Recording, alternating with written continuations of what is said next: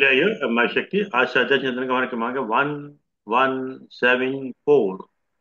दिन गुरुवार, तारीख 13 मार्च 2025। आज हमारे बीच में आदरणीय अरविंद श्रीवास्तव साहब, जो retired member tribunal commercial tax हैं। आज आपका जो विषय चल रहा है वो चला एक्यूप्रेशर, उसमें मूलभूत सिद्धांत और विकास, भाग 11। इससे पहले भाग 10 ले चुके हैं। अब ज्यादा समय तो आदरणीय श्रीवास्तव साहब से निवेदन करते हैं कि आज का उद्बोधन जारी करें। आदरणीय श्रीवास्तव प्रणाम सभी को प्रणाम। मैं शुरू कर रहा हूँ। प्रार्थना है पहले। रजोजुषे जन्मनि सत्वृत्तये स्थितौ प्रजानां प्रलेह तमः स्पृशै अजाय सर्ग स्थित नाश हेतवे त्रयीमयाय त्रिगुणात्मने नमः। अर्थात रज सृष्टि, सत्व जो स्थिति के लिए है, और विनाश जो तम के रूप में है। उनके रूप में जो देवता हैं वो ब्रह्मा, विष्णु, महेश और ब्रह्म, इनको प्रणाम करता हूँ। उनको त्रिगुणात्मने हैं, तीन रूपों में अपने को प्रकट कर रहे हैं, उनको नमस्कार है हम सबकी तरफ से। आज उपस्थित स्वाध्याय चिंतन के 1174वें दिन में जो हमारे इस स्वाध्याय चिंतन के प्रणेता हैं, शुरुआत करने वाले हैं, संचालक हैं, अरविंद शर्मा जी को मैं संबोधित कर रहा हूँ। हमारे सेक्रेटरी साहब हैं अशोक सेक्रेटरी साहब, उनको प्रणाम कर रहा हूँ। वीएन चौधरी साहब हैं, उनको प्रणाम कर रहा हूँ।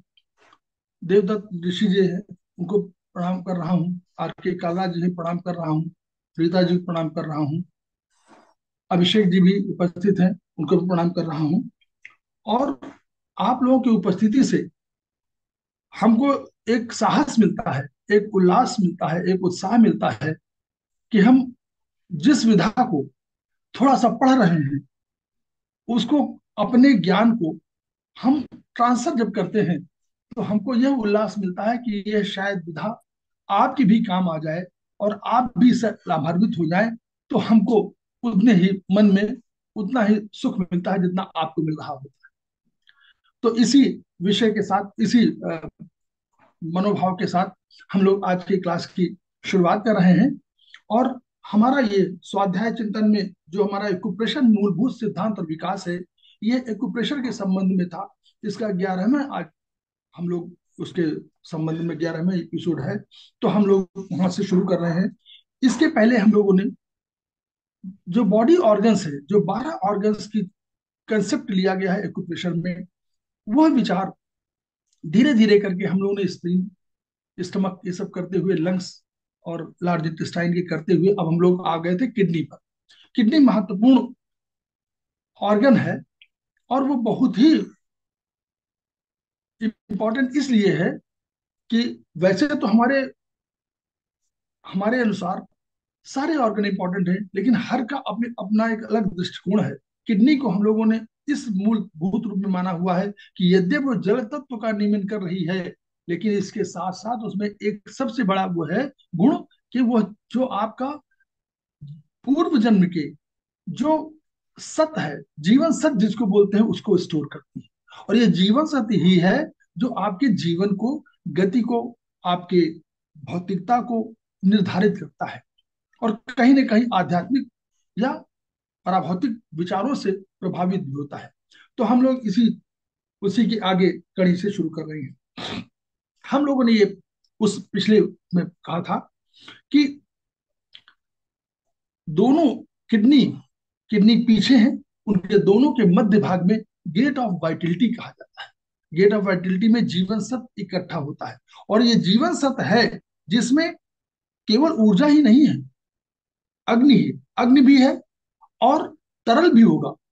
अग्नि भी है, तरल भी, ऊर्जा भी है, ऊष्मा भी, यानी सब चीजों का सम्मिलन है। तो अगर जीवन सत्व घटने लगा, यह जीवन सत्व परिष्कृत और परमार्जित होता है, लेकिन यह जीवन सत्व तो घटता है। अगर ये तेजी से क्षरण हुआ किन्हीं कारणों से, तो आपको क्या होगा, थकान लगने लगेगी। तो आपको अनवरत अगर थकान लग रही है, तो हमारा ध्यान जाना चाहिए किडनी पर। आपको मानसिक अवसाद होगा, क्योंकि अगर जीवंतता की कमी होगी, क्योंकि जीवंतता का ये तरल, ये जो हमारा गेट ऑफ फर्टिलिटी है, जिसमें हमारी जीवन सत है, ये जीवंतता के लिए जानी जाती है। तो अगर जीवंत नहीं होगी, तो क्या होगा, मानसिक अवसाद होने लगेगा। फिर चूंकि ये तरल के रूप में, किडनी तरल का जो है और ठंडक के लिए प्रतिनिधि है, जल को नियमन करती है, इसलिए आपको ठंडक अधिक लगने लगी। तो इन सब चीजों पर हमको एक हम लोगों के पास पॉइंट है, हम लोग उसको बोलते हैं गवर्निंग वेसल का 5.5। वो वहीं पर पीछे जहां पर आप सोचते होंगे, जब कोई शिशु मदर की गोद में आता है, तो जहां पर उसको हाथ में फिराती हैं महिलाएं, माताएं, तो उस जगह के आसपास ही वो पॉइंट होता है। GV 5.5 का मतलब है कि GV 5 और 6 के बीच। और GV 4, GV 5, GV 6 very important in in relation to जीवन सत्व। अब हम लोगों ने एक और कहा था कि जीवन सत्व, और एक कंसेप्ट हमारे पास आया था कि 3 वार्मर हैं। जो शरीर की जो अग्नि है वो 3 वार्मर के द्वारा नियंत्रित है। उसके 3 वार्मर को बाद में वैज्ञानिकों ने या हमारे दार्शनिकों ने उसी ट्रिपल वार्मर को, जिसको हम बोलते हैं कि 3 वार्मर है, उसी को इंडोक्राइन सिस्टम का, यानी इंडोक्राइन सिस्टम उतना ही इंपॉर्टेंट सिस्टम है जितना हमारा नर्वस सिस्टम। तो अगर ये नर्वस सिस्टम और दोनों के पैरेलल नर्वस सिस्टम कंट्रोलर है, उसी तरह हमारा एंडोक्राइन सिस्टम भी कंट्रोलर है, दोनों मिल करके बॉडी को नियंत्रित करते हैं। तो इसको नर्वस सिस्टम से उसको कहा गया था, एंडोक्राइन सिस्टम से जोड़ा गया था। इसको ट्रिपल वार्मर, चाइनीज दार्शनिकों ने उसको ट्रिपल वार्मर कहा। तो जो लोअर वार्मर है, तीनों जहां पर नाभि से नीचे जो है, वो लोअर वार्मर कहलाता है। तो उस लोअर वार्मर में, लोअर वार्मर का काम क्या है? किडनी का काम है तो किडनी बना, उसको तरल निकाल देती है, लेकिन लोअर वार्मर सहयोग देता है उसमें। और इसको कभी कभी चीफ, इसको एग्जीक्यूशन के लिए जाना जाता है। कैसे एग्जीक्यूशन? जैसे आप शादी ब्याहों में जाते हैं और एक आप इवेंट मैनेजमेंट के लिए मैनेजर रख लेते हैं, वो सारी चीजों को नियंत्रित करता है, वही काम कराता है। वो मालिक की भले बात मानता हो, लेकिन अल्टीमेटली सबको उसी के पास जाना पड़ता है कि आप ये काम करा दीजिए। तो वैसे ही इवेंट मैनेजमेंट के रूप में ट्रिपल वार्मर को जाना जाता है। तो ये काम करता है, इसका काम क्या है कि नीचे से तरल को बाहर निकाला, जो द्रवों को बाहर निकाला है।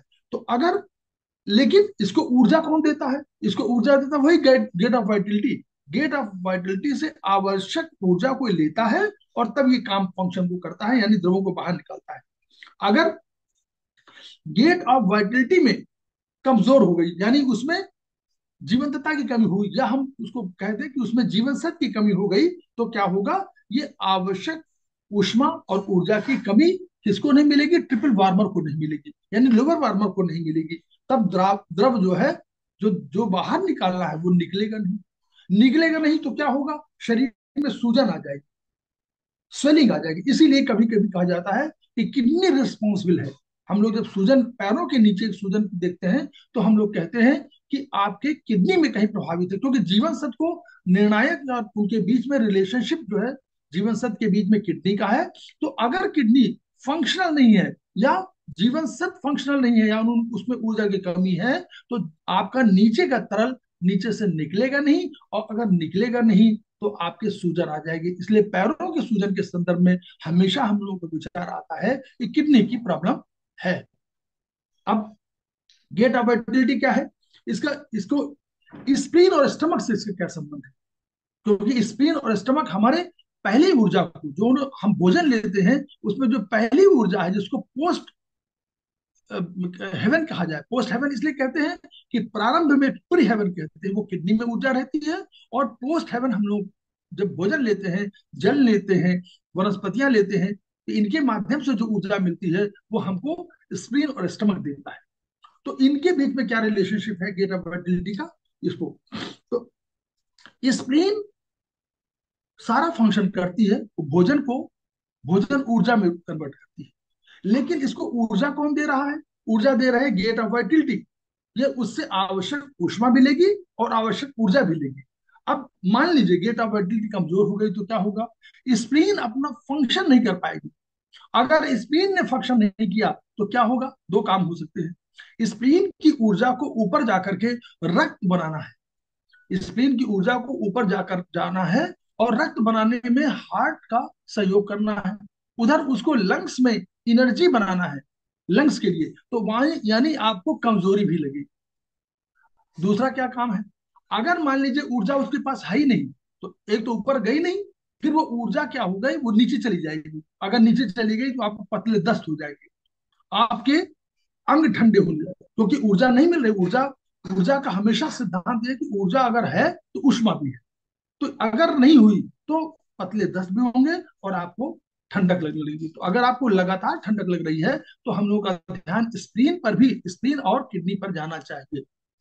अब एक और फंक्शन जो बहुत इंपॉर्टेंट फंक्शन है, gate of vitality regulates sexual function, जो सबसे बहुत महत्वपूर्ण माना जाता है किडनी के फंक्शन में, कि अगर गेट ऑफ वाइटिलिटी स्वस्थ है तो आपके सेक्सुअलिटी, सेक्सुअल लाइफ जो आपकी स्वस्थ होगी। और अगर ये, क्योंकि यूट्रस से भी जुड़ी हुई है, ये यूट्रस से जुड़ी हुई है, तो अगर जितने भी आप गायनी फंक्शन देखते हैं, लोअर लोअर जो है, जो लोअर वार्मर के जितने भी अंग हैं, यानी आप चाहे आप कह यूट्रस यूट्रस कह लीजिए, चाहे आप ओवरीज कह लीजिए, चाहे आप वो जो बाहरी अंग है, सेक्सुअल अंग है, उनकी बात कह लीजिए, इन सब के लिए निर्णायक जो है किडनी है। तो अगर ये गेट ऑफ फर्टिलिटी ठीक नहीं है, स्वस्थ नहीं है, तो हमको इम्पोर्टेंसी भी आगे डेवलप हो सकती है, इनफर्टिलिटी भी आपको हो सकती है। ये दो काम लेडीज के संबंध में, इनफर्टिलिटी और यहाँ इम्पोर्टेंसी।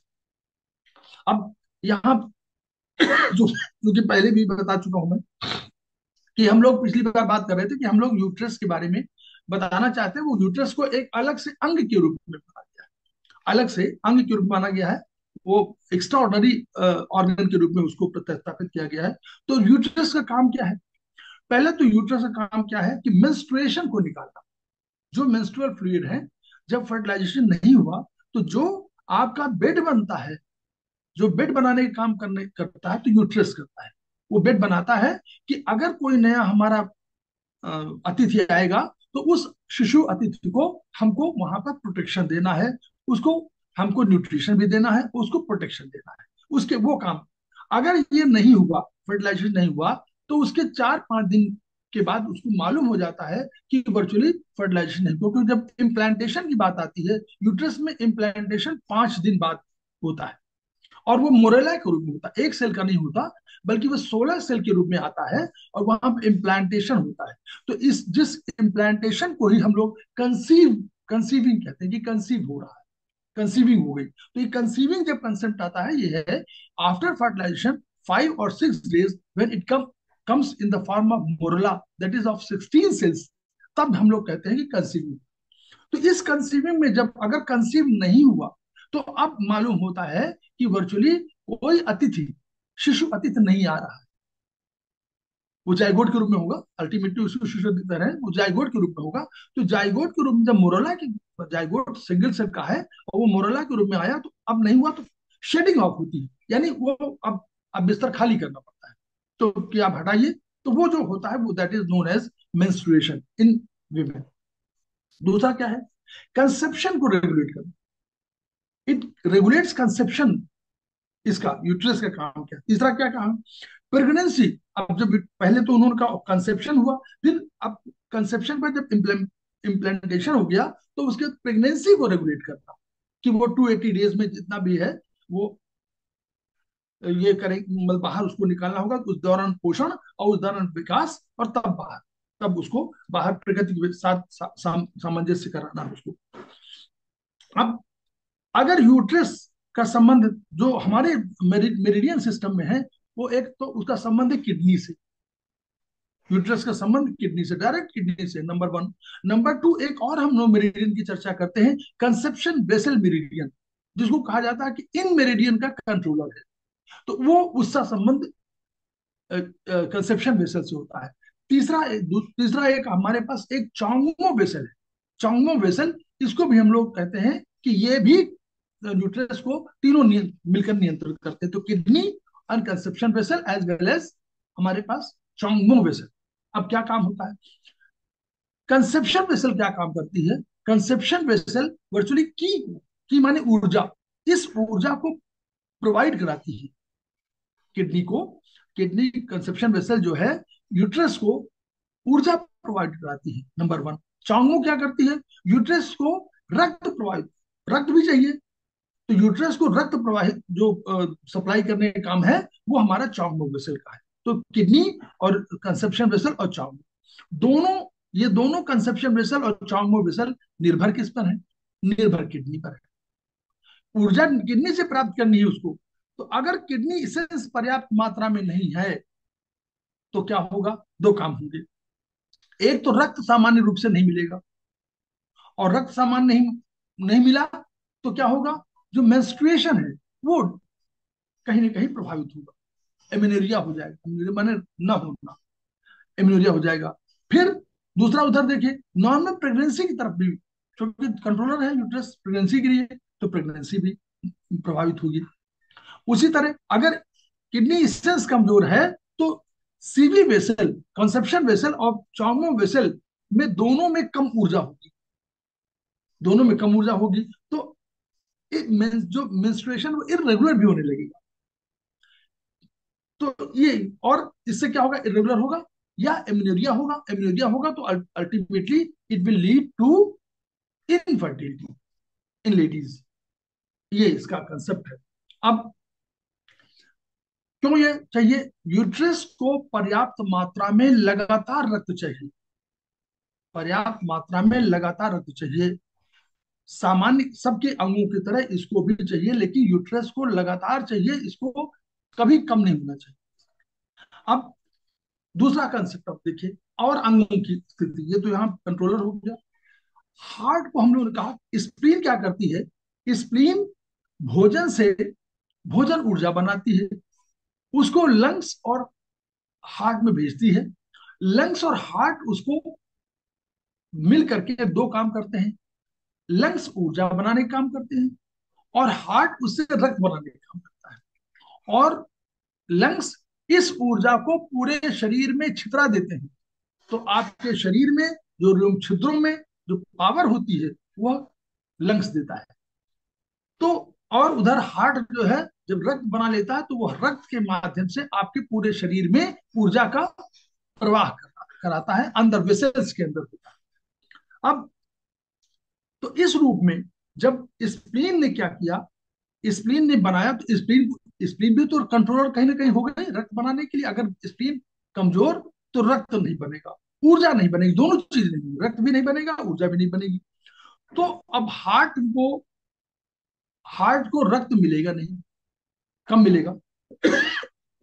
तो कहा जाता है हमारे यहाँ कि हार्ट गवर्न्स ब्लड, गवर्नेंस उसकी है रक्त, इसलिए कि वही सर्कुलेट करने के लिए जिम्मेदार है। तो एक तो ये दूसरा हुआ। दूसरा क्या हुआ, जब ये रक्त आता है तो अल्टीमेटली मॉडर्न साइंस भी कहती है, मॉडर्न साइंस की बात कर रहे हैं थोड़ा सा, मॉडर्न साइंस कहती है कि स्मॉल इंटेस्टाइन से जब हम पोषक तत्वों को एब्जॉर्ब कर लेते हैं तो ये एब्जॉर्ब करने हुए न्यूट्रिशन, उसमें क्या होता है, उसमें से प्रोटीन से जो अमीनो एसिड बन गया, उसमें फैटी एसिड से, फैट से फैटी एसिड बन गया, और उसमें आपका ग्लूकोज बन गया, कार्बोहाइड्रेट से ग्लूकोज बन गया, तीनों के रूप में, हमारे तीनों छोटे अणु के रूप में है। इनसे हम लोग वो ले लिया न्यूट्रिशन, और मिनरल्स विटामिन भी ले लिया, और जल भी ले लिया। इन सबका स्टोरेज करके अल्टीमेटली उन्होंने बना दिया चैनल्स में, और चैनल्स में बोन मैरो से हमारे ब्लड सेल्स बन गया है, और ये चैनल्स में सब मिल गए और वहां इन्होंने बनाया। अब जो हमने भोजन लिया हुआ है और वो उसमें बैक्टीरिया भी शामिल हो सकते हैं।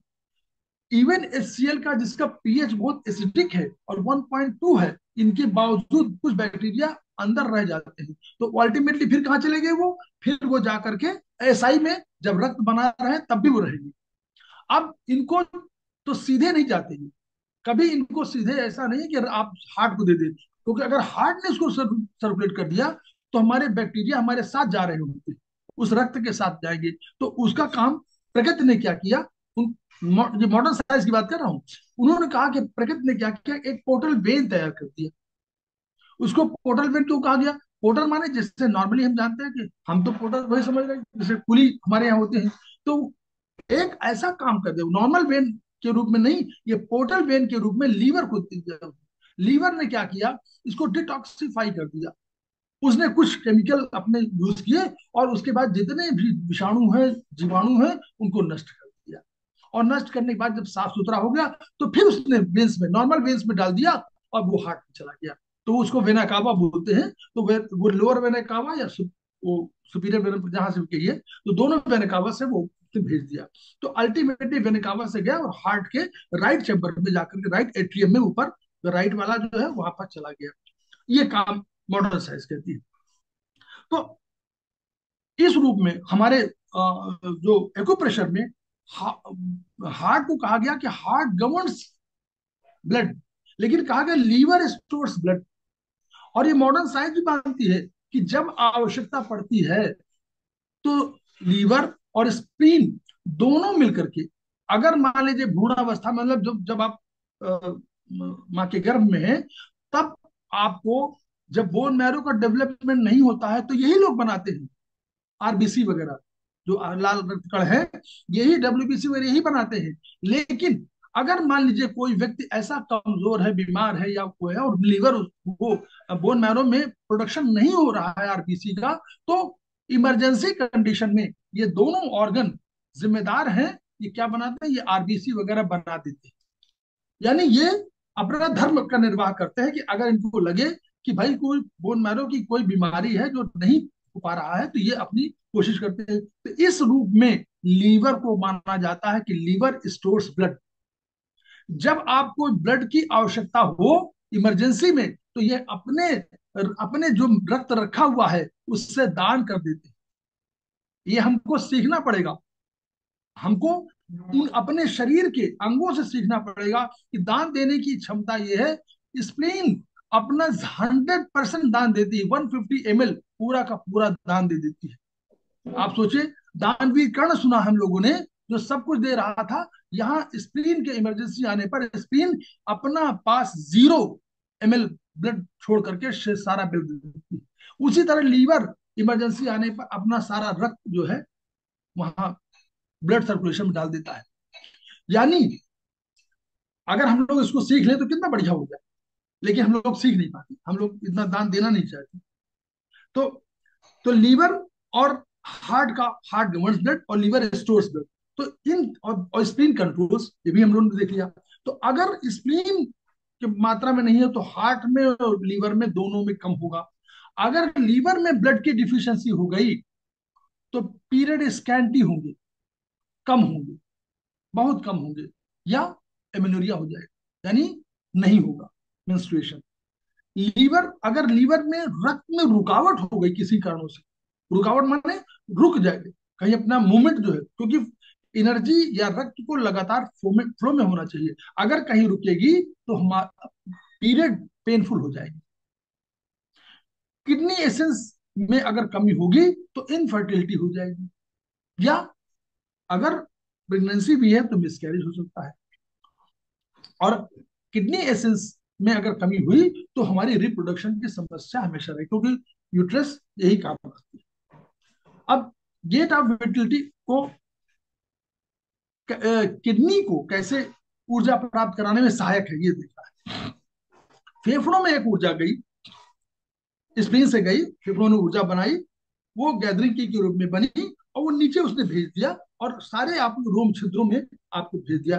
तो ये ऊष्मा और ऊर्जा दोनों का ट्रांसफर किया लंग्स में, नीचे की उसने, ये शरीर के मध्य भाग में आई, और जो जो और स्टमक या स्प्लीन या लीवर जो भी काम कर रहे हैं उनको इसने अपना ऊर्जा दिया। अगर ये by the way gate of adult कमजोर हो गई तो आपका पाचन वाचन सब गड़बड़ा जाएगा। उधर अगर किडनी ने, लंग्स कमजोर, तो किडनी के पास उसको आना चाहिए, और किडनी आवश्यक उसमें ऊर्जा ले करके, और फिर उसको इतनी शेष ऊर्जा को वापस भेज देगी, और कुछ ऊर्जा का प्रयोग करेगी, और वो अपने आप किडनी नीचे लोअर वार्मर को दे देगी, यानी यूबी वगैरह को दे देगी। तो अगर ये नहीं हुआ तो लंग्स की ऊर्जा कमजोर हुई आती है, फिर ये वास्तव में पूरी ऊर्जा जो है, अगर किडनी भी कमजोर है और हार्ट भी, वो लंग्स भी कमजोर है, तो ऊर्जा ऊपर वापस चली जाएगी और वो अस्थमा हो जाएगा। अगर किडनी भी कमजोर है और लंग्स से ऊपर ऊर्जा आई और इसको किडनी रोक नहीं पाई उसकी, तो ये ऊपर चली जाएगी, बैक बैकवर्ड जिसको बोलना चाहिए, बैकवर्ड जा करके, और ये चेहरे पर आपका कंजेशन कर देगी। इसलिए कभी कभी अस्थमाटिक जो है कारण जो है, अस्थमा का कारण लंग्स नहीं होता बल्कि किडनी होती है। लंग्स तो ठीक है लेकिन किडनी कमजोर है, इसकी वजह से। और किडनी वो गेट ऑफ वाइटलिटी से संबंध है, इसलिए तो ये हो जाएगा। गेट ऑफ वाइटलिटी हार्ट को सपोर्ट करती है। अब ये इसने देखा कैसे सपोर्ट करती है, क्यों सपोर्ट करती है? ताकि मन प्रसन्नचित रहे। हम लोगों ने ये एक्यूप्रेशर ये मानता है कि हृदय में मन का आवास है, मन का कंसेप्ट वहां भी है, मन का आवास है। तो अगर ये वाइटलिटी हमारी बहुत रहेगी तो मन प्रसन्न रहेगा। तो हृदय में स्थित है तो हृदय को कंट्रोल करेगा बढ़िया से, और हृदय को भी ऊर्जा दे देगा, और उसके बाद जो है हृदय प्रसन्न, और हृदय में मन प्रसन्न। तो मन अगर प्रसन्न है तो आप क्या होगा, आप वाइटल दिखेंगे, आप क्या है, आप प्रसन्नचित्त दिखेंगे, आप स्वस्थ दिखेंगे, आपको जो है जो जीवंतता जो है वो आपको रहेगी। अगर नहीं, अगर ये नहीं हुआ तो क्या होगा, मन असंतुष्ट आपको दिखेगा। भले आपको बहुत अधिक सुविधाएं हों लेकिन मन असंतुष्ट दिखेगा, आपको संतोष नहीं मिलेगा उससे। आप अवसादग्रस्त होंगे, अवसाद आपको होगा कि अरे क्या जीवन में है, बहुत आपको सब कुछ होगा लेकिन आपको अवसाद में आप ग्रस्त रहेंगे, और कुंठा रहेगी, आप उस तरह रहेगी। अब देखिए किडनी, किडनी देखिए हम लोगों ने दो बात की थी कि प्रकृति ने दो रूपों में प्रकट किया था, इन और यांग। तो हर ऑर्गन में एक इन है और एक यांग है, एक स्ट्रक्चर पार्ट है और एक फंक्शनल पार्ट है। एक गहरे में डूबा हुआ काइनेटिक, एक पोटेंशियल एनर्जी है और एक काइनेटिक एनर्जी, दोनों रूप में। तो काइनेटिक एनर्जी तो हम लोग मान सकते हैं, और पोटेंशियल एनर्जी को मान सकते हैं हम लोग इन। तो अगर यांग, किडनी यांग, यांग मतलब यांग की शक्ति अगर कमजोर है तो क्या होगा, जो नीचे का गेट है, पेशाब वाला गेट है, ये खुल जाएगा और आपको अधिक पेशाब होगा। या उधर एक और गेट है जो हमारे एलआई का गेट है, वो हो जाएगा तो डायरिया हो जाएगी, वो भी गेट खुल जाएगा। अंग कमजोर, नीचे के द्वारों का कंट्रोलर है, तो क्या होगा, अगर एनल गेट खुल गया तो डायरिया हो जाएगी, और अगर यहां पर होगा तो पेशाब अधिक होगा। तो किडनी यांग का अगर आपको डायरिया लगातार हो रहा है या पेशाब अधिक हो रहा है तो हमारा तुरंत ध्यान जाना चाहिए कि हमारी किडनी यांग का कमजोर है, उसको ट्रीटमेंट करना है। अगर किडनी इन, किडनी का जो इन तत्व कमजोर है तो वो क्या करेगा, गेट को बंद कर देगा, तो पेशाब होगा ही नहीं, पेशाब बंद हो जाएगा। या होगा तो वो चूंकि सफाई नहीं कर पा रहा है, यांग शक्ति है नहीं, तो गंदला पेशाब हो जाएगा, उधर साफ नहीं हो पाएगा। अगर किडनी यांग बहुत अधिक हो गई तो किडनी यांग माने गर्मी, तो गर्मी क्या करेगी, कब्जियत कर। अगर किडनी यांग बढ़े अधिक हो गई किन्हीं कारणों से तो क्या होगा, यांग माने हीट, समझ सकते हैं आप लोग। तो हीट बढ़ गया होगा, सुखा देगी, तो डेथ हो जाएगा, तो स्टूल पास होने में प्रॉब्लम होगी। अब देखिए इनके जो, अगर ये इनका किडनी यांग इनका प्रॉब्लम में आती है तो क्या हम लोग को समझ में आएगा कि चेहरे पर, आंखों के नीचे काले धब्बे, किडनी में, किडनी की समस्याओं में हमेशा आपको वो आगे काले धब्बे जो दिखते हैं, वो आप समझ लीजिए किडनी की प्रॉब्लम है। अगर आप नेल बाइटिंग करते हैं तो भी आपको किडनी की प्रॉब्लम है। अगर आप लगातार थूकने का मन आपका होता है तो भी आपको किडनी की प्रॉब्लम है। और अगर शरीर से प्यूट्रिक गंध जिसको बोलते हैं, बासी गंध आती है शरीर से, तो भी ये किडनी की है। अगर बहुत अधिक जम्हाई आ रही है तो ये भी किडनी की प्रॉब्लम है, क्योंकि जो है ऊर्जा नहीं मिल पा रही उससे। इसमें क्या होगा, किडनी वैसे तो विल पावर की है, लेकिन अगर आपका किडनी कमजोर है तो विल पावर की कमी हो जाने पर आप पलायनवादी होने लगे, काम को एक काम शुरू करेंगे, फिर उस 5 दिन बाद रोक देंगे, फिर दूसरा शुरू हो जाएगा। तो ये भी किडनी की उसमें आती है। सामान्य लक्षणों में हम जो रोगों की बात करते हैं तो क्या होगा, आर्थराइटिस हो जाएगी, पेनफुल ज्वाइंट्स, ज्वाइंट्स में पेनफुल हो जाएंगे। तो अगर पॉइंट पेनफुल ज्वाइंट्स है तो हम लोग ध्यान किडनी भी जाना चाहिए, क्योंकि तरल का वही है और लिक्विड वहां उनके बीच में कोई लिक्विड होता है जो आपको साइनोवियल फ्लूइड होता है ना, साइनोवियल फ्लूइड होता है तो वो उसको लुब्रिकेशन देता है। तो अगर नहीं हो तो किडनी की वजह से है। तो वीक एंकल्स आपके बिल्कुल नीचे गट्टे जो होते हैं वो आपके वीक होने लगेंगे, उसमें आपको लगने लगेगा। सेक्स संबंधियां जितनी होंगी तो वो किडनी की वजह से, किडनी यूबी की वजह से। और हार्ट, हार्ट से जुड़ा हुआ है, इसलिए हार्ट बीपी, एचबीपी भी हो सकता है, हाई बीपी वाला। बार बार जब भाई लेना आएगा आपको, नर्वसनेस भी होने लगेगी, क्योंकि किडनी और हार्ट एक दूसरे एक्सिस से जुड़े हुए हैं, हार्ट ऊपर है किडनी नीचे। तो ये नर्वसनेस भी होगा, उत्तेजना जो हो जाएगी, पार्शली आप रेस्टलेस हो जाएंगे। अरे अब कोई आएगी, बेचैनी आपको दिखेगी, कोई छोटी समस्या भी होगी तो आपको भय होने लगेगा। सर के बाल जो है झड़ने लगेंगे बहुत बुरी तरह से, डैंड्रफ होने लगेगी, और घुटने की समस्याएं, ये सब होगा। और शरीर का रंग जो है हल्के से आपको ब्लैकिश होना शुरू हो जाएगा। जो पहले आप गोरे थे तो आप उस रंग के, आपका ब्लैकिश होगा। अब हाइपर सिम्टम में भी इसी तरह होगा। अगर बहुत अधिक किडनी यांग जो है एक्सेस हो गई, तो भी नॉर्मली एक्सेस नहीं होती है, लेकिन अगर थोड़ा हाइपर सिम्टम दिखाने लगे किडनी इन और यांग के रेशियो की वजह से, तो हाइपर सिम्टम में क्या, पेनफुल ज्वाइंट्स हो जाएंगे, उसमें भी पेनफुल ज्वाइंट होंगे। ये देखिए, जो चूंकि पैर में किडनी की मेरिडियन पैर से नीचे से जाती है, छोटी उंगली छोटी उंगली से पास होती है, और नीचे का जो तलवा है वहां से पास होती है, वहां भी जाती है। तो इन जगहों पर आपको फिर और ऊपर आती है, तो आपके जो लेग्स में है, पैरों में है, उसमें आपको पेनफुल पेनफुल लेग्स हो जाएंगे। सेक्सुअल प्रॉब्लम्स आपकी डेवलप होने लगेंगी, चिंतित होने लगेंगे, विचार मग्न होने लगेंगे, डूबे हुए हैं, मतलब किसी बात नहीं सुन रहे हैं, अपने विचार में डूबे हुए हैं। शरीर वाली गंध बहुत हमेशा वो है, बासी गंध है। आप अधैर्य होगा, रेस्टलेस होंगे, दृढ़ इच्छा शक्ति की कमी होने लगेगी यहाँ पर, जो आपका। फिर कानों में, किडनी कानों में खुलती है, इसलिए कमजोर समझ शक्ति आपकी होगी। कान में घंटी बजेगी, जो जिसको टिनाइटस बोलते हैं। और कमर में रिजिडिटी, कमर की रिजिडिटी हो जाएगी। अंडर अंडर एक्टिव होगा तो क्या होगा, आवाज मुलायम हो जाएगी, सॉफ्ट आवाज हो जाएगी। मेमोरी, याददाश्त कमजोर हो जाएगी, याददाश्त का समय, याददाश्त कमजोर हो जाएगी। इम्पोटेंसी डेवलप होगी, इनकॉन्टिनेंस ऑफ यूरिन हो जाएगी, यूरिन जो है रुक नहीं पाएगी आपको। और आपका जो, हम लोग प्रतिरोधक क्षमता बात है कि हम इम्यून सिस्टम, इसकी कमी होने लगेगी। क्योंकि वैसे तो इम्यूनिटी के लिए जिम्मेदार स्प्लीन भी है और लंग्स भी है, लेकिन किडनी चूंकि ऊर्जा दे रही है, स्प्लीन को भी दे रही है और लंग्स को भी दे रही है, इसलिए ये इसको माना गया है कि प्रतिरोधक क्षमता जो है इसी। जॉइंट्स वाली बीमारी, इसमें जो है फिर वही सेक्सुअल प्रॉब्लम्स होंगी, आपको कमी आने लगेगी बहुत अधिक। वही अधीरता है, वही उत्तेजना है, वही चिंता है करना, वही बेचैनी है। बार बार यूरिनेशन, यूरिनेशन बार बार हो रहा है, तो हम किडनी पर तुरंत ध्यान जाना चाहिए, कोई वो नहीं।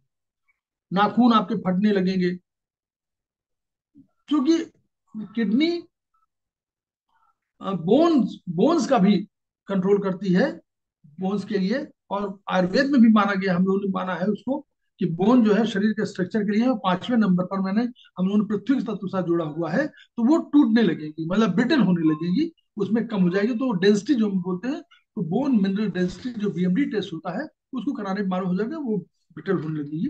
इस और लेडीज में स्पेशली बहुत होता है, क्योंकि उनमें हार्मोनल परिवर्तन भी होता है इसकी वजह से। अब देखिए, कुछ कुछ क्वालिटीज भी है इसमें। बैलेंस अगर किडनी है तो उसके बहुत अधिक वो है, कैसे होंगे देखिए। आध्यात्मिक समर्पण, किडनी को और यूबी को, दोनों को माना गया है कि जो भौतिक सुख है, यानी भौतिक सुख को हम लोग, वो उन्होंने का कहा कि भौतिक सुखों में वो सेक्स संबंधों की बात कर रहे हैं। तो यानी अगर ये है, तो उल्टा भी इसका होता है। हम लोगों ने क्या कहा, धर्म अर्थ काम मोक्ष। भारतीय दर्शन में क्या है, धर्म अर्थ काम मोक्ष, काम के बाद ही तो मोक्ष की बात कर रहे हैं। तो जो कामनाएं हैं, तो ये इसी के बाद मोक्ष, यानी आध्यात्मिक समर्पण भी उसी में अधिक मिलेगा, जिसमें ये होगा। इसलिए किडनी का एक और फंक्शन है कि अगर वो भौतिक सुखों के लिए तलाश रही है, तो वो आध्यात्मिक सुखों की तलाश में भी है। ये बैलेंस होने पे किडनी का विनय। आप किडनी अगर बैलेंस है तो विनय, ह्यूमिलिटी जो आप देखते होंगे, वो आपको ऐसे लोगों में बहुत मिलती है। आत्मसंयमी भी होंगे, क्योंकि दोनों के बीच में क्या है, रिलेशनशिप क्या है, दोनों को बैलेंस करना है, आध्यात्मिक को और भौतिक को। उनमें ऑर्गेनाइजिंग कैपेसिटी बहुत मिलेगी आपको। अगर बैलेंस है तो बहुत ऑर्गेनाइजिंग कैपेसिटी होगी, विल पावर बहुत बढ़िया होगी। जीवन की ऊष्मा, जिसको फायर ऑफ लाइफ कहते हैं। क्यों? क्योंकि जीवनता को देने की वाइटलिटी है, वही देती है। तो वो होगी। जस्ट फॉर लिविंग होगी, जीवन के प्रति उत्साह होगा, जोश होगा, हर चीज को बनाने का। सेंस ऑफ रेवरेंस, श्रद्धा भाव होगा। श्रद्धा भाव में दो कंसेप्ट है। श्रद्धा भाव में एक डर के, ऐसा कंसेप्ट है कि जिसमें आप स्वयं श्रद्धा वाले हो, और एक भय के साथ भी श्रद्धा हो। ईश्वर के प्रति भय के भाव की वजह से भी हम श्रद्धा करते हैं कि कोई गलत काम न कर पाए, क्योंकि हमें लगता है कि ईश्वर देख रहा है। ये जो कंसेप्ट है, वो भी श्रद्धा भाव को जन्म दे रहा है। और सतर्कता भी, आप सतर्क भी रहते हैं कि हमको कोई ऐसे आचरण में कहीं कमी ना आए जिससे हमको उंगली उठा सके। इमोशंस क्या है इसके? मेन भय है, हिचकिचाहट, मतलब ये बैलेंस इम्बैलेंस की उसमें है, दोनों चीजें होती है इसमें। तो भय भी है, हेजिटेंसी, हिचकिचाहट। सेक्स में उत्कर्ष भी चाहते हैं, और सेक्स में कुंठा भी है। जिसमें उत्कर्ष होगा उसमें कुंठा भी होगी। अपराध बोध भी होगा कि ये माने ये चीज मैंने किया, ये गलत है, ये भी अपराध बोध हो जाए। और वही भय, श्रद्धा युक्त भय होगा ईश्वर के प्रति, क्योंकि धारणा है। और आप वहां पर आध्यात्मिक संबंधों के लिए आप जानते हैं, तो आपको ये भी लगेगा कि अरे मैंने ये काम लगता है गलत कर दिया है, कि मुझे नहीं करना चाहिए, भले ही आप कर दे। लेकिन ये जो श्रद्धा ईश्वर के प्रति जो ज्ञान है, उसकी वजह से। और पलायनवादी आप हो सकते हैं कि आप एक काम को बीच में रोके, फिर दूसरा शुरू करें, फिर दूसरा शुरू कर दें। बैलेंसिंग फूड के ग्रुप में विटामिन ए है, बी कॉम्प्लेक्स है, सी है, डी है, ई है, कैल्शियम है, आयोडीन है, टी है, जल है, कॉपर है, पत्ता गोभी है, फूल गोभी है, और हरी सब्जियां। यही नॉर्मली अधिकांशतः हरी सब्जियों को सभी लोग बोलते हैं, हरी सब्जियां खानी चाहिए। विटामिन ए बैलेंसिंग फूड है इसका। लहसुन खाने से इसके बढ़ती है, स्टिमुलेट करती है, किडनी स्टिमुलेट होती है। ऑर्गन को नुकसान कौन देते हैं? नमक। अगर एक्सेसिव नमक आप खाएंगे तो ये किडनी को भी नुकसान देते हैं। एक्सेस प्रोटीन खाते हैं तो भी किडनी को नुकसान देते हैं। एक्सेस शुगर खाते हैं तो भी, विनेगर, अधिक एक्सेस विनेगर आप खाते हैं तो भी प्रॉब्लम। बहुत देर तक खड़े रहते हैं तो भी किडनी को नुकसान होता है। और एक्सेस सेक्सुअल एक्टिविटी करते हैं तो भी किडनी को नुकसान होता है। अब स्टमक क्या है? स्टमक के रिलेशनशिप में हम लोग पढ़े थे ना, स्टमक और स्प्लीन दोनों है। तो क्या है? स्टमक तो द्रव लेगा, और किडनी क्या करती है? किडनी द्रव को बाहर निकाली, स्टमक लेगा, और किडनी को उसको बाहर निकालना है अपने काम करने के बावजूद, ऑफ कोर्स। तो अगर किडनी और स्टमक दोनों एक दूसरे को रेगुलेट ना करें, बैलेंस ना करें, तो हमारे शरीर में क्या होगा? अगर मान लीजिए किडनी न निकाले और स्टमक उसको लेता चला जाए, तो क्या होगा? स्टमक में जल बढ़ जाएगा, और किडनी निकाल नहीं पा रही, तो आपको बीच में जो पेट फूला होने होता है, ये बीमारियां सब हो जाएगी। पेट फूल जाएगा, जल। अगर स्टमक में द्रव न हुआ, अब किडनी जल का संतुलन कर रही है, तो अगर स्टमक में द्रव की कमी हो गई तो किडनी इन डिफिशियंसी हो जाएगी, तब वो इनकी डिफिशियंसी किडनी में हो जाएगी। अब किडनी इन डिफिशियंसी में क्या होगा? अब यहां पर हम लोग एक दूसरे बीमारियों की ओर पढ़ रहे हैं कि किडनी के इन डिफिशियंसी और यांग डिफिशियंसी। किडनी हमेशा नॉर्मली, किडनी को डिफिशियंट माना गया है, हमेशा डिफिशियंट, क्योंकि तरल है वो हमेशा खत्म हो। तो किडनी इन डिफिशियंसी होगी तो क्या होगा?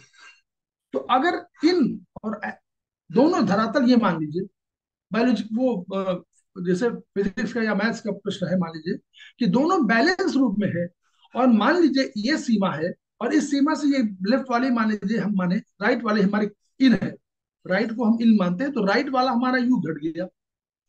तो इस लेफ्ट वाले में यांग था, इसकी कोई कमी नहीं है, इसकी कोई गलती भी नहीं है, लेकिन यही कम हो गई, तो किडनी इन माने क्या हुआ, जल, यानी तरलता, यानी ठंडक, और यांग माने गर्मी। तो ये किडनी इन डिफिशिएंट होने पर क्या होगा, आपको लगने लगेगा कि आपको गर्मी लग रही है। ये आर्टिफिशियल गर्मी होगी, है नहीं गर्मी। गर्मी का क्रिएशन तो यांग करता है, यांग तो बढ़ा नहीं अपनी सीमाओं से, यांग उसी सीमा तक रहा। लेकिन किडनी इन डिफिशियंसी की वजह से यांग एक्सेस आपको दिखाई देना पा, अपेरेंटली इसको बोलेंगे रिलेटिवली। तो अगर किडनी यांग एक्सेस हो गई, तो किडनी के ऊपर दो एड्रिनल ग्लैंड होती है। किडनी के ऊपर दो एड्रिनल ग्लैंड टोपी की तरह होते हैं। तो अब एड्रिनल्स आपके हाइपर एक्टिव हो जाएंगे, ये कंसेप्ट है। तो लक्षण में क्या होगा, किडनी इनडिफिशियंसी होगी तो यांग आपको अधिक लगेगा, तो क्या होगा, रात में आपको गर्मी आएगी, गर्मी लगेगी, रात में आपको पसीना हो सकता है। दिन के तीसरे पहर यानी 3 बजे के बाद, दिन के 3 बजे के बाद आपको गर्मी लगने लगी। और हॉट फ्लैशेस भी इसी का, हॉट फ्लैशेस जो आप सुनते हैं नारियों के मामले में, वो भी यही है। आपके तलुए, ये जो हाथ के पैर के, ये पाम्स, सोल, ये सब जो है, और आपका ये चेस्ट रीजन, ये पूरा आपका गर्म होने लगे। अब गर्म होगा तो गर्मी क्या करती है, कॉन्स्टिपेशन क्रिएट कर देगी। फिर आपके लोअर बैक पेन होने लगेगा, क्योंकि किडनी का संबंध लोअर बैक पेन से है। तो और इसमें जो दो बीमारियां हो सकती हैं, जिन पर हम लोग ध्यान आकर्षित करना चाह रहे हैं, क्योंकि नॉर्मली ये माना नहीं जाता है, एलोपैथ नहीं मानता होगा, लेकिन कि ये बीमारियां, दो बीमारियों को इशारा कर रहे हैं। इसमें हाइपर थायराइड और डायबिटीज भी होती है, ये आप लोग जरूर नोट कर लीजिए, क्योंकि ये एक्यूप्रेशर का ही कंसेप्ट है, वहां नॉर्मली वैसा कोई नहीं मानेगा। कैसे, अगर एड्रिनल, देखिए एड्रिनल में क्या जो ग्लैंड होगी तो उसमें दो पार्ट मानते हैं हम लोग। एक पार्ट होता है ऊपर का, और एक पार्ट होता है बीच का, नीचे का, यानी मध्य का। तो मध्य को हम लोग बोलते हैं मेडुला, और ऊपर को बोलते हैं कॉर्टेक्स। जो ऊपर कॉर्टेक्स की तरफ होता है, बाहर की तरफ होता है, उसको कॉर्टेक्स, अंदर को मेडुला। तो इस एड्रिनल ग्लैंड से दो तीन तरीके की जो हार्मोन्स स्रावित होते हैं, ये ग्लैंड है तो हार्मोन्स स्रावित करेंगे। तो जो एड्रिनल कॉर्टेक्स, ऊपर एड्रिनल का जो कॉर्टेक्स वाला भाग है, उससे दो हार्मोन निकलते हैं, बड़े हार्मोन हैं, एक कार्टिजोल और दूसरा एल्डोस्टेरोन। तो हम लोग कार्टिजोल जिसको बोलते हैं, कार्टिसोल लिया उन्होंने, तो कार्टिसोल तो आपके अंदर है ही है, उसको लेने की आवश्यकता, चाहे आप न भी लें, अगर बैलेंस है तो आवश्यकता है नहीं है। तो दूसरा, एड्रिनल जो मेडुला है, मेडुला नीचे वाला का है, उससे दो एड्रिनलिन और नॉर एड्रिनलिन, दो उससे हार्मोन्स निकलते हैं। अब कार्टिजोल का काम क्या है, देखिए हम लोगों ने कहा ना कि कार्ट हाइपर एक्टिव हो जाएगी, एड्रिनल्स वाले ग्लैंड अगर हाइपर एक्टिव हो गए, तो अगर ऊपर वाला कॉर्टेक्स से हुआ तो कॉर्टेक्स हाइपर माने अधिक निकालेगा, तो कार्टिजोल अधिक निकलेगा। अगर कार्टिजोल अधिक निकले लगेगा तो क्या, कार्टिजोल का एक और फंक्शन है, कार्टिजोल क्या करता है, ग्लूकोज के मेटाबॉलिज्म को प्रभावित करता है। अब हम लोग जानते हैं ग्लूकोज किसके लिए जिम्मेदार है, डायबिटीज के लिए। तो ये ग्लूकोज क्या करता है, अब अभी आगे बताते हैं। एल्डोस्टेरोन दूसरा दूसरा जो हार्मोन है वो क्या करता है, इसको काम क्या करता है, ये आपके बीपी को, बीपी को बैलेंस करने के लिए माना जाता है। और आपका जो तरल बाहर निकलता है किडनी के माध्यम से, जिसको हम लोग इलेक्ट्रोलाइट बैलेंस के रूप में बोलते हैं, क्योंकि आपके मिनरल्स सॉलिड्स इनको मेंटेन करता है। तो इलेक्ट्रोलाइट बैलेंस की बात करते हैं, किडनी उसमें जिम्मेदार है। तो हम लोग इसको मेटाबॉलिज्म को इसको बैलेंसिंग के काम आता है। ये काम कौन करता है, किडनी में स्थित एक जक्स्टा ग्लोमेरुलस एपरेटस, वो करता है। जब भी कभी वो होगा तो वो उसके हाथ वहां पर संवेदनशीलता है, और वो पता लगाता है कि आपका बीपी हो रहा, लो बीपी है, तो वो बैलेंस करता है। तो एल्डोस्टेरोन और कार्टिजोल दोनों का अलग अलग काम है। कार्टिजोल जहां हमारा ग्लूकोज के मेटाबॉलिज्म को प्रभावित करेगा, वहां ये जो रक्तचाप है उसको बैलेंस करेगा, इलेक्ट्रोलाइट बैलेंस को ठीक करेगा। अब मान लीजिए कार्टिजोल बढ़ गया, हम लोग मानते हैं ना कि कार्टिजोल को प्रभावित करेगा। कार्टिजोल बढ़ गया तो क्या करेगा, वो ग्लूकोज का प्रोडक्शन बढ़ा देगा, और ग्लूकोज को सेल के अंदर जाने नहीं देगा, क्योंकि इंसुलिन, वो एंटी इंसुलिन वाला रिलेशनशिप है उसका। तो क्या करेगा, ग्लूकोज का प्रोडक्शन बढ़ा देगा, और ग्लूकोज को सेल के अंदर जाने नहीं देगा, तो रक्त में ग्लूकोज की मात्रा बढ़ने लगेगी, और इसी रक्त के बढ़ने की मात्रा को हम लोग कहेंगे डायबिटीज। यही डायबिटीज, तो डायबिटीज को इस तरह रक्त में शुगर बढ़ने लगेगी, सेल के अंदर जा नहीं पाएगी, क्योंकि सेल में अंदर ले जाने का काम इंसुलिन का है। तो इंसुलिन रेजिस्टेंट है, इंसुलिन को बढ़ने नहीं देगा, इंसुलिन का काम रोक देगा। तो इंसुलिन काम रोकेगा तो आपको टाइप 2 डायबिटीज संभव है।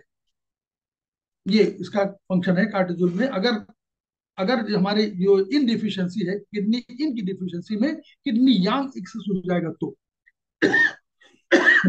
अब हाइपर थायराइड भी हो जाता है। कैसे, अगर एडेनिल्स बढ़ने लगे तो कार्टिजोल बढ़ेगा।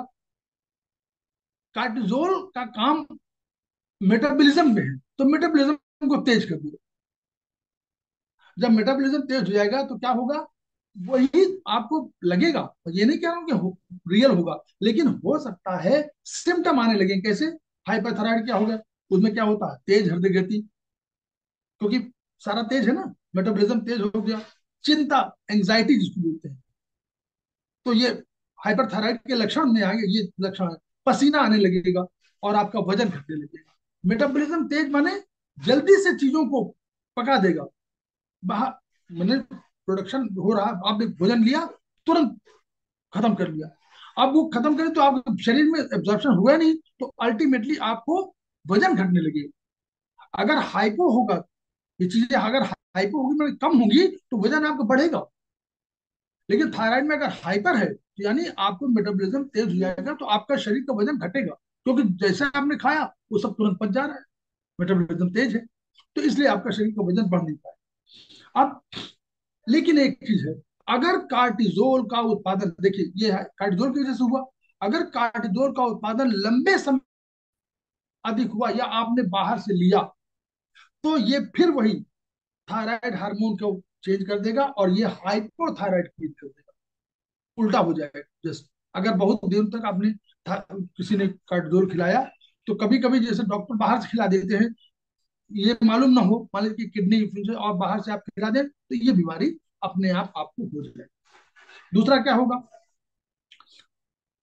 दूसरा जो हम लोगों ने कहा था, मेडुला, मेडुला से जो निकलने वाला, तो एडेनिल, एडेनलिन और नॉर एडेनलिन, दो दो थे। तो ये क्या करेंगे, ये हाइपर थायराइड के लक्षण, ये जब अगर इनका प्रोडक्शन बढ़ गया तो ये हाइपर थायराइड करेंगे। हम लोग क्या करते हैं, हम लोग नॉर्मली किडनी यहां जब होगा तो किडनी इन डिफिशियंसी का उपचार भी करना चाहिए, करते हैं हम लोग, करना चाहिए। नंबर एक पे हम लोग करते हैं स्टमक हीट का उपचार। हम लोग पहला जो उपचार करते हैं डायबिटीज में, वो हम लोग स्टमक हीट का उपचार करते हैं। नंबर 2 में हम लोग किडनी इन डिफिशियंसी का उपचार भी करते हैं, या नहीं करते तो करना चाहिए सबके लिए।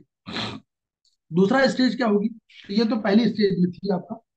अब दूसरी स्टेज में क्या होगा, अगर किडनी इन डिफिशियंसी बहुत देर तक रह गई, अब दूसरे रिलेशन मतलब हम एक स्टेप से दूसरे स्टेप हो गए। शर्मा जी, जब आपको रोकना हो रोक दीजिएगा, मैं जब आपको चलो रोकना हो। आराम चलने दीजिए, आराम चलिए, कोई दिक्कत हाँ ठीक, जब भी रोकना हो मैं अभी। नहीं, अभी रोकना तो नहीं है, खैर आप चल ही चलते रहा रहिए। है, अभी चल रहा, बस किडनी तो समाप्त कर ही लें तो देखते हैं। स्टेज 2 में क्या है, किडनी इन डिफिशियंसी अगर अधिक देर तक रह गई, तो किडनी किडनी का बेटा या बेटी संतान लीवर है हमारे हम लोग के हिसाब से। तो किडनी सबको ऊर्जा देती है, तो इनकी ऊर्जा देती है लीवर को, इनकी ऊर्जा देती है हार्ट को, इनके ऊर्जा स्प्लीन को नहीं देती इनकी ऊर्जा, लेकिन और सब ऑर्गन्स को इनकी ऊर्जा दे रही है। तो अब आप देखिए, लंग्स को भी दे रही है, हार्ट को भी दे रही है, लीवर को भी दे रही है। यांग जो किडनी यांग है वो दे रही है, लीवर को नहीं दे रही, स्प्लीन को दे रही है, हार्ट को दे रही है, लंग्स को दे रही है। ठीक। तो अब क्या है, जैसे और किडनी की बेटा संतान के रूप में आप लीवर मान लीजिए। तो लीवर क्या करता है, जैसे किडनी इनडिफिशियंसी बहुत देर तो हो गई, तो क्या किया उसने बगल, अगर मदर प्रभावित है तो क्या बेटा या बेटी प्रभावित नहीं होगा? तो उससे लीवर इनडिफिशियंसी हो जाएगी। अब आप देखिए और लक्षण, सेकेंड स्टेज है, अभी हमने सुधार नहीं किया, तो क्या हो गया, आगे बढ़ेगा, लीवर इनडिफिशियंसी हो गई। और उससे क्या हो गया, तो अब लीवर डिफिशियंसी होने पर देखिए क्या होगा, फिर वही वहां लीवर का इनडिफिशियंट होगा ये वाला, तो यांग उसका एक्सेसिव लगने लगेगा।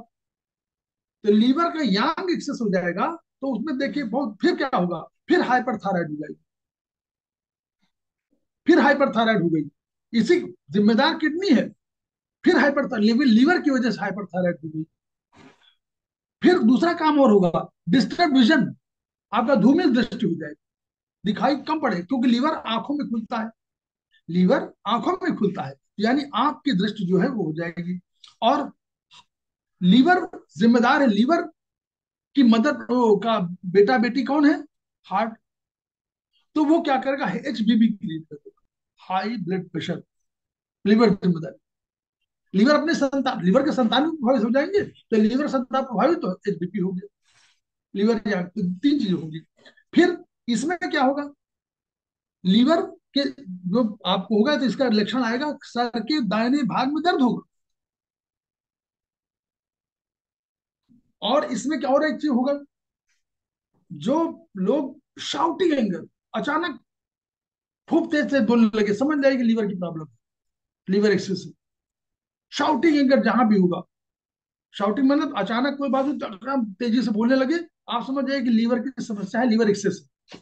हम लोग करते क्या है, लीवर टूथ से डेट कर देते हैं, तो काफी काम बन जाता है। अब स्टेज, तीसरी स्टेज क्या होगी, और आप देखिए, किडनी और हार्ट दोनों एक एक्सिस पर है, ऊपर नीचे, नीचे किडनी ऊपर हार्ट। तो सेकेंड स्टेज में तो लीवर प्रभावित हुआ। थर्ड स्टेज में क्या हुआ, यद्यपि किडनी कंट्रोलर है, बाबा है, बाबा के रूप में है, किडनी की मदर लीवर, ओ किडनी का सन लीवर, लीवर का सन हार्ट। तो अगर हार्ट और किडनी के रिलेशनशिप, तो बाबा और पोते का संबंध है, लेकिन एक दूर से वर्टिकल एक्सिस जुड़े। अगर किडनी की किडनी की इनडिफिशियंट होगा, तो इन को मान लीजिए,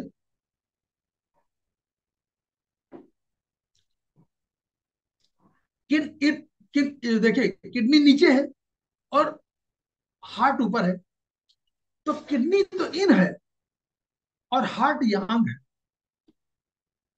किडनी नीचे है तो इन है, धरती के साथ है, जुड़ी हुई है तो इन है, यांग ऊपर है, आकाश की ओर जा रही है तो यांग है। तो किडनी और इन को हम लोग बॉडी बोलते हैं, और एक को हम लोग बोलते हैं कि yang, heart is yang of the body, यानी आपकी उसकी ऊर्जा, ऊर्जा के रूप में बोलते हैं। अब ही हार्ट ऊष्मा का, वो ब्लड को करता है ना, तो वो ऊष्मा का प्रतीक है, फायर का है, फायर पॉइंट है, और ये हमारा जल पॉइंट है। तो फायर और जल दोनों मिलकर के हमारे शरीर को बैलेंस करते हैं। अगर ये अपनी आवश्यक जल की मात्रा हार्ट को नहीं देगी, तो उसका हार्ट और गर्म हो जाएगा। और अगर हार्ट ने जल की मात्रा, वो अपने हार्ट की गर्मी की मात्रा किडनी को नहीं दिया, तो किडनी और ठंडी हो जाएगी, यानी आपको और ठंडक लगेगी। तो यानी जो संतुलन आपका 98 डिग्री, 98.4 डिग्री फ़ारेनहाइट है ये टेम्परेचर, ये इन दोनों के संतुलन की वजह से होगा। तो अगर किडनी इनडिफिशियंट हो गई, तो ये ऊपर अपनी ऊर्जा पहुंचा ही नहीं पाएगी, तो हार्ट को भी इनडिफिशियंसी हो जाएगी। अब हार्ट इनडिफिशियंसी, फिर वही समझ गया, हार्ट डिफिशियंसी हुई तो उसकी यांग एक्सेस हो जाएगी, ये डिफिशियंट हुआ हार्ट का तो यांग एक्सेस हो गया। तो फिर इसी को हम लोग अपनी तकनीकी तकनीकी भाषा में इसको हम लोग बोलते हैं एम्प्टी हीट। हीट नहीं होती, ये एम्प्टी हीट कहलाती है, ये फुल हीट है ही नहीं। ये है एम्प्टी रूप में, दिखाई दिखाई आभासी रूप में दिखाई पड़ती है। ऐसे दशाओं में क्या होगा, यांग माने हीट होगी तो आपको हीट महसूस होगी। तो आपको जो मेनोपॉजल फ्लैशेस होते हैं वो इसकी वजह से होते हैं। जो हॉट फ्लैशेस होने लगते हैं लेडीज में, वो इसकी वजह से होते हैं। This is due to kidney yin deficiency, लेकिन ultimately converting into heart yin deficiency and ultimately yang excess, heart yang excess, and that's why this hot flashes are there. ये कारण होता है। तो इस तरह मेनोपॉज की कंडीशन में आपको हार्ट इन डिफिशियंसी का उपचार करिए, और अगर नहीं हो तो फिर किडनी इनका डिफिशियंसी का उपचार भी करिए। बस 2 मिनट और, 2 मिनट हो चलिए, सकते हैं? आराम से करिए, कोई दिक्कत नहीं, बस आराम ठीक, से लीजिए, पूरा लीजिए, कोई बस दिक्कत थोड़ा रह गया दूसरा। अब यांग डिफिशियंसी हो, मान लीजिए यांग के डिफिशियंट हो तो क्या होगा। अभी तो इनकी डिफिशियंसी बताया, अगर यांग डिफिशियंसी हो जाए, देखिए इनकी वजह से ही सभी बीमारियां पैदा होती है। इनडिफिशिएंट है तो यांग डिफिशिएंट अल्टीमेटली, अगर आपने इलाज नहीं किया तो यांग डिफिशियंसी हो जाएगी। ठीक है। अगर किडनी यांग की डिफिशियंसी हो जाएगी तो हमारे फिर वही देखें, एड्रेनल्स, हम लोग वही कहा ना कि फिर ये किडनी यांग की अगर डिफिशियंट है तो ऊपर वाले जो है ये हाइपो एक्टिव हो जाएंगे, कम उत्पादन करेंगे, हाइपो, कमजोर पड़ जाएंगे। तो कमजोर अगर एड्रेनल्स कमजोर हो गए तो हम लोग किडनी यांग में, अगर हमको कोई रिपोर्ट आए और ये हुआ कि आपके एड्रेनल्स का उत्पादन कम हो रहा है, ये कार्टिजोल है, नॉर एड्रेनिल है, नॉर एड्रेनिल है, और तो हमको किडनी यांग डिफिशियंसी का उपचार करने से हमारा वो रोग ठीक हो जाएगा। हाइपोथायराइड, हाइपोथायराइड है, वहां तो हाइपर बोले तो यहाँ हाइपोथायराइड है, तो भी किडनी यांग का उपचार करेंगे। हाइपोथायराइड होने पर किडनी यांग का उपचार हम लोग करना है, थायराइड का उपचार नहीं करना है। अगर किडनी यांग की डिफिशियंसी होगी तो देखिए फिर किडनी यांग जिम्मेदार किसके लिए, स्प्लीन यांग के लिए जिम्मेदार है। स्प्लीन यांग को यही देती है यांग। तो अगर किडनी यांग की डिफिशियंसी की वजह से होगा तो स्प्लीन यांग डिफिशियंसी हो जाएगी। और स्प्लीन यांग की डिफिशियंसी आप समझिए क्या है। स्प्लीन क्या करेगी, स्प्लीन का फंक्शन क्या, वही ऊर्जा को ऊपर ले जाना और उससे ऊर्जा वो बनवाना, रक्त बनवाना। या अब अगर वो ही डिफिशियंट है तो क्या होगा, नीचे आंतों की जो बीमारी है वो हो जाए, इन्फ्लेमेशन, आंतों में इन्फ्लेमेशन हो जाएगा। पैरों में, पैर वगैरह भी ठंडे हो जाएंगे। इन्फ्लेमेशन ऑफ स्मॉल इंटेस्टाइन और लार्ज इंटेस्टाइन उसी की वजह से होगा। और ये नॉर्मली कभी कभी ये भी हो जाता है कि अगर आपने कोई खराब पानी पी लिया जो कंटेमिनेटेड वाटर है तो भी ये बीमारी हो जाती है। एब्डोमिनल पेन हो जाएगा, क्रैम्पी आएंगे, डायरिया हो जाएगा, क्योंकि एनर्जी नहीं रहेगी ना। यांग माने एनर्जी, तो किडनी यांग ऊर्जा नहीं है तो क्या होगा, डायरिया, जो स्पिन का काम है रोकना। तो यानी जो जो तरल आपका निकलना है स्टूल के रूप में, तरल और सॉलिड दोनों निकलना है, उसके द्वारा वो कंट्रोल ही नहीं कर पाएगी, वो निकलने लगेगा तो आपको डायरिया भी हो जाएगा, आपको फीवर हो जाएगा, भूख की कमी हो जाएगी, डिसेंट्री होगी, नेफ्राइटिस भी संभव है। नेफ्राइटिस माने नेफ्रॉन की बीमारी यानी किडनी की बीमारी भी संभव है, और हार्ट डिजीज भी संभव है इसी की वजह से। ये किडनी यांग की डिफिशियंसी की वजह से स्प्लीन यांग हुई, और स्प्लीन यांग की वजह से हार्ट की डिजीज हो गई और नेफ्राइटिस भी हो गई।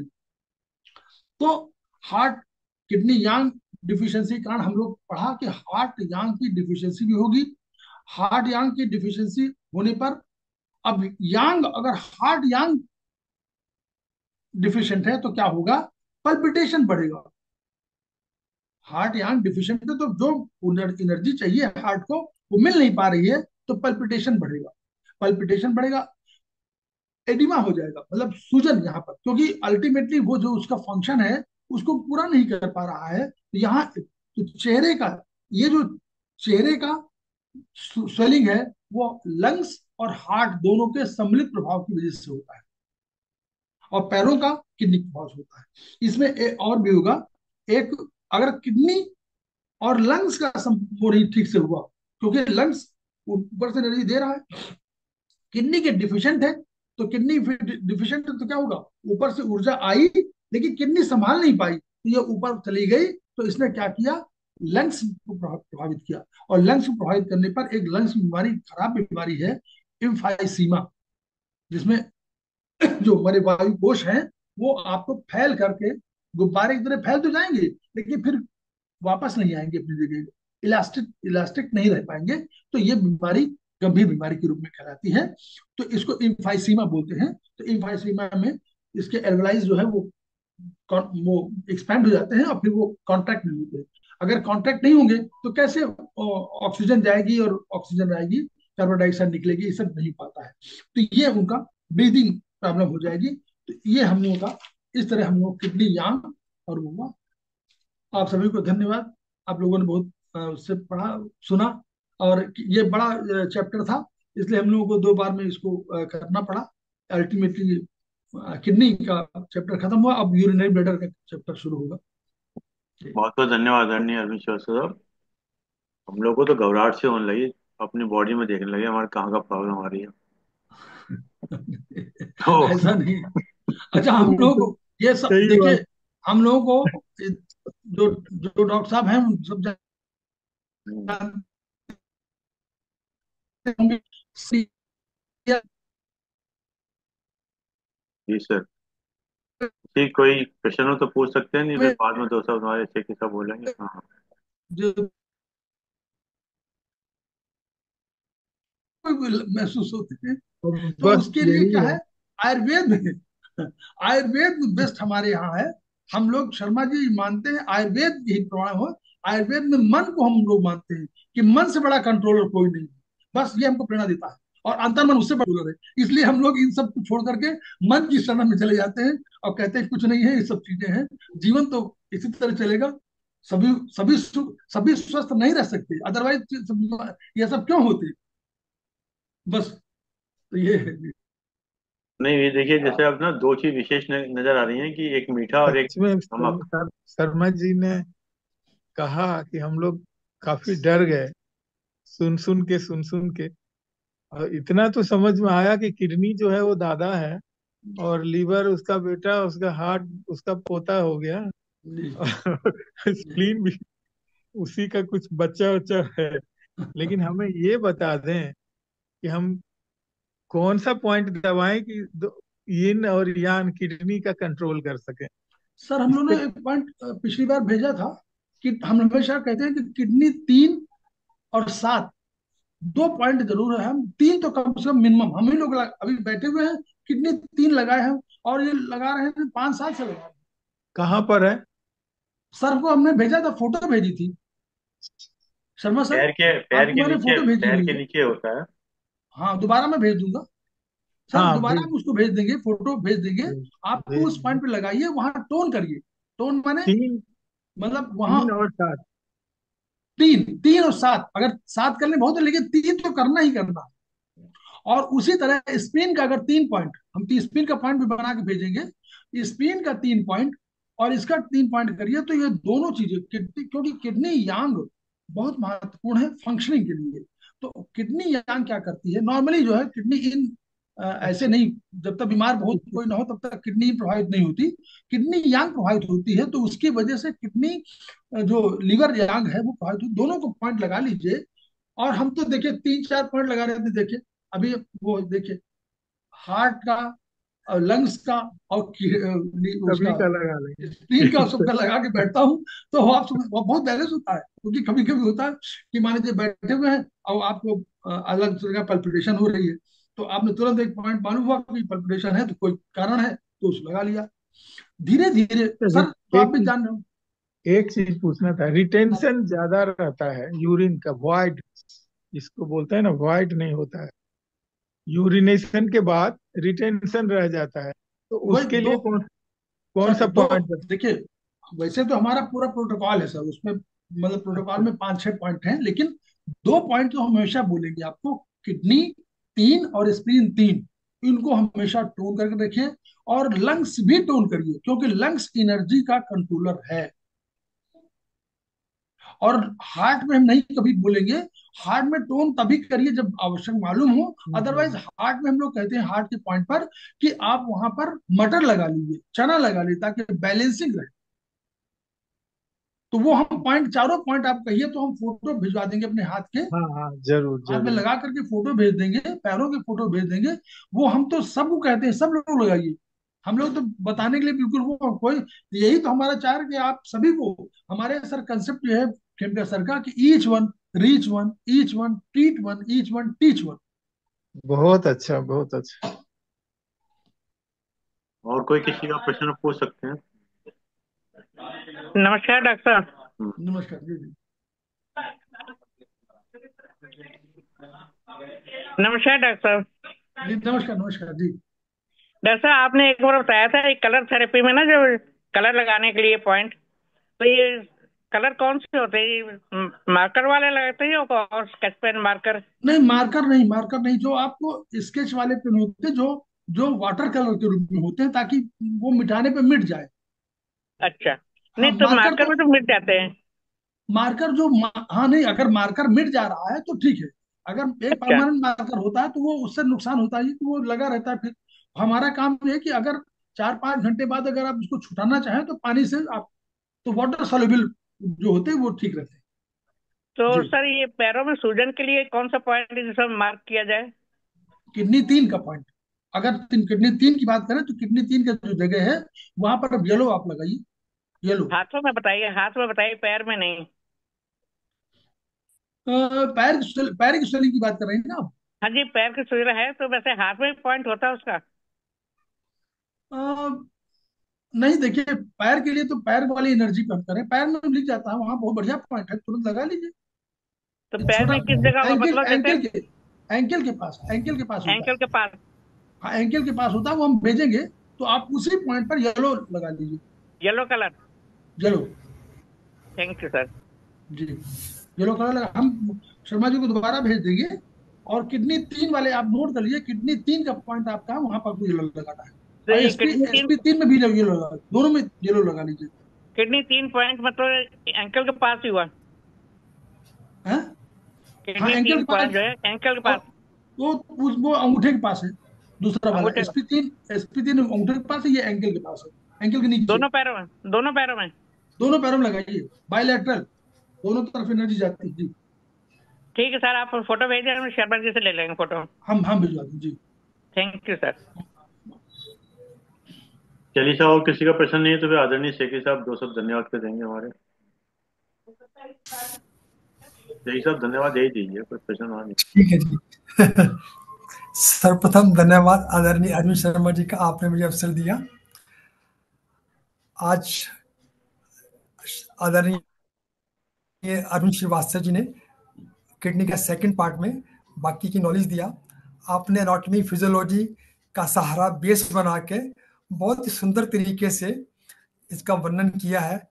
आपकी नॉलेज बहुत है, बहुत वास्ट नॉलेज है, और आप बहुत देना चाहते हैं, परंतु हमारी रिटेंशन बहुत कम है उस हिसाब से। तो जो जो चीज़ें आप बता रहे हैं, बहुत टेक्निकल चीज़ें बताते हैं एनाटॉमी फिजियोलॉजी की तरफ से, और जो प्रॉपर रेलिवेंट हो इन और यांग के लिए। आपका बहुत बहुत धन्यवाद, आप बहुत ही नॉलेज दे देते हैं। हमारी टेंशन थोड़ी कम है, मगर फिर भी आपकी तरफ से कोई कसर नहीं है। आपके उद्बोधन के लिए, आज के उद्बोधन के लिए बहुत बहुत धन्यवाद, और आगे के उद्बोधन के लिए भी हम इंतजार करते रहेंगे। बहुत बहुत धन्यवाद आपका सर। बहुत बहुत धन्यवाद आदरणीय शेखी साहब। बहुत बहुत धन्यवाद आदरणीय अरविंद श्रीवास्तव, आपने समय निकाल समझ दिया। और जूम के लोगों का विशेष रूप से धन्यवाद कि आपने समय निकाल समझ दिया। और जैसा कि एक विचार था, 3 बारों के साथ अपनी बात समाप्त करते हैं। आज का विचार बहुत छोटा सा है, बड़ा गंभीर है। चलो थोड़ा सुकून से जिया जाए। जी चलो थोड़ा सुकून से जिया जाए। जो दिल दुखाते हैं उनसे थोड़ा दूर ही रहा जाए। जी जी, बहुत सुंदर सर, बहुत सुंदर। दिल के गहराइयों को छूने वाला है। जो दिल दुखाते हैं थोड़ा दूर ही रह जाए। किडनी लीवर से थोड़ा दूर ही रहो जाए। क्योंकि आदमी बीमारी से नहीं मरता, बीमारी को सोच सोच के मरता है। आइए 3 बार को उच्चारण करते हैं। ओ ओम।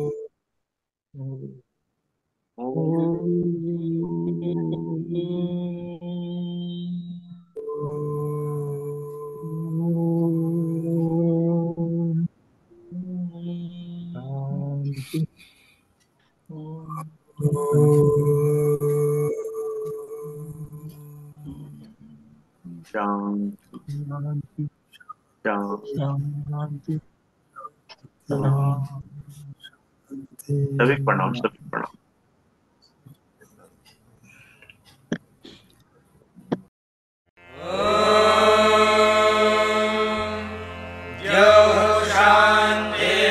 शान्तिरन्तरिक्षं शान्तिः पृथिवी शान्तिरापः